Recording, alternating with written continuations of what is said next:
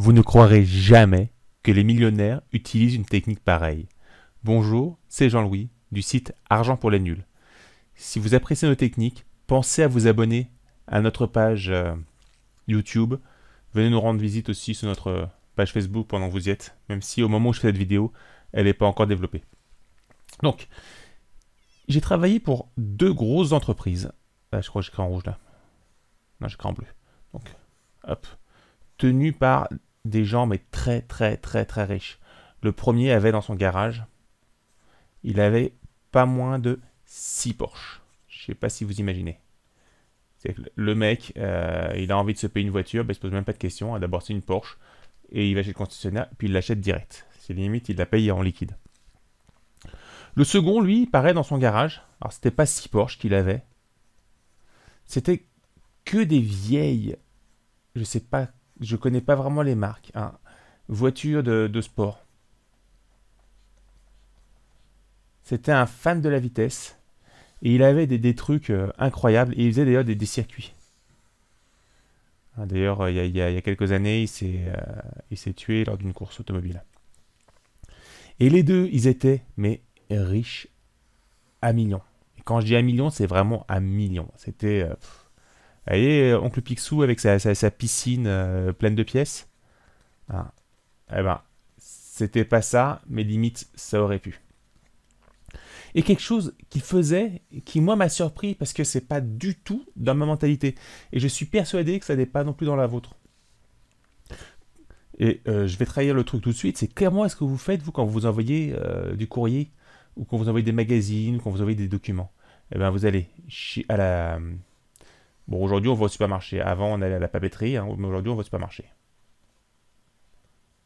Parce que des papeteries, je sais pas si ça a marqué, mais il y en a quand même de moins en moins, ça devient de plus en plus compliqué à trouver. Donc, vous allez chez eux et vous achetez votre tas d'enveloppes. Que vous mettez dessus un beau timbre, hein, et puis vous l'envoyez. Et bien chez eux, non, ils ne faisaient pas ça. C'est que régulièrement, hein, entre entreprises ou entre particuliers, on échange, on envoie des courriers. Hop. Donc cette entreprise-là, hop, voilà, je fais comme ça. Voilà. Et qu'est-ce qu'ils faisaient? Eh bien les enveloppes, ils les décachetaient de manière précautionneuse avec le timbre dessus, là, hop. Et ils les conservaient dans un meuble. C'est-à-dire que vous avez un meuble qui est là, dans lequel vous trouverez toutes les enveloppes, et qu'elles soient neuves, parce qu'il y en a comme des neuves aussi, hop, avec donc un U, ou vieilles. Et quand on envoyait un courrier au client, bon, à l'époque j'étais quand même directeur export, hein, c'est pas, j'étais assez fier de moi d'ailleurs, et que j'allais demander à la secrétaire une enveloppe, eh ben, le plus souvent elle me refilait une vieille enveloppe. Et elle-même, elle envoyait des courriers aux clients avec des vieilles enveloppes. Alors moi j'avais un peu honte d'envoyer ça, mais j'ai quand même connu deux multimillionnaires qui travaillaient comme ça, et ça leur posait pas de problème pour leur business. Alors c'est quand même curieux parce que nous, dans notre mentalité, ça fait cheap. Hein, on se dit, bon sang, c'est cheap, c'est pas cher. Qu'est-ce que les autres vont penser de moi? Mais ça, c'est ce qu'on pense quand on n'a pas de sous. Hein, si vous n'avez pas de sous, si vous êtes pauvre, vous allez avoir peur que les gens vous prennent pour un pauvre.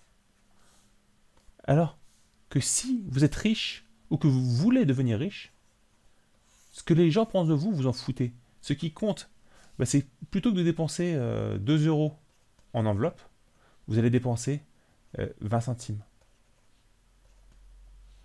Et que tout doucement, cet argent-là, bah, vous allez l'accumuler. Et qu'à force d'accumuler cet argent, eh ben, vous allez pouvoir le placer et il va vous faire des petits.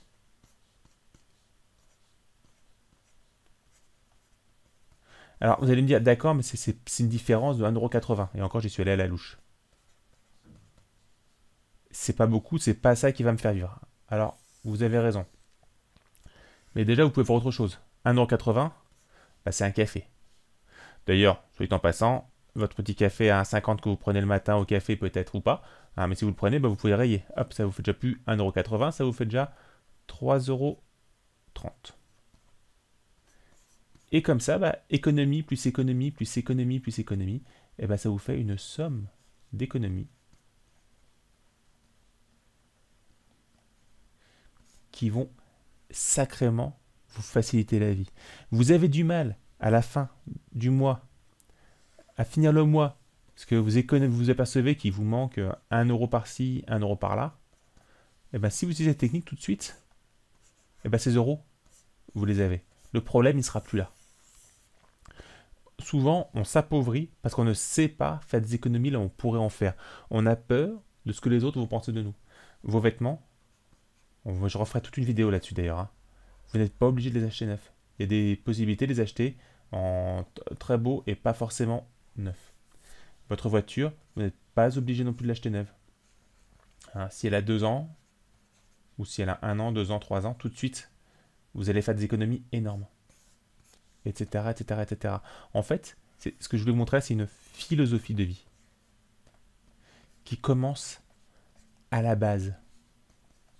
C'est qu'elle commence directement avec l'enveloppe, le courrier que vous envoyez à vos amis, à vos parents, à vos clients. Voilà, et bien écoutez, ce sera tout pour aujourd'hui. Je vous souhaite une bonne journée. Et comme je vous disais, si vous avez apprécié cette vidéo, bah, abonnez-vous à notre chaîne YouTube.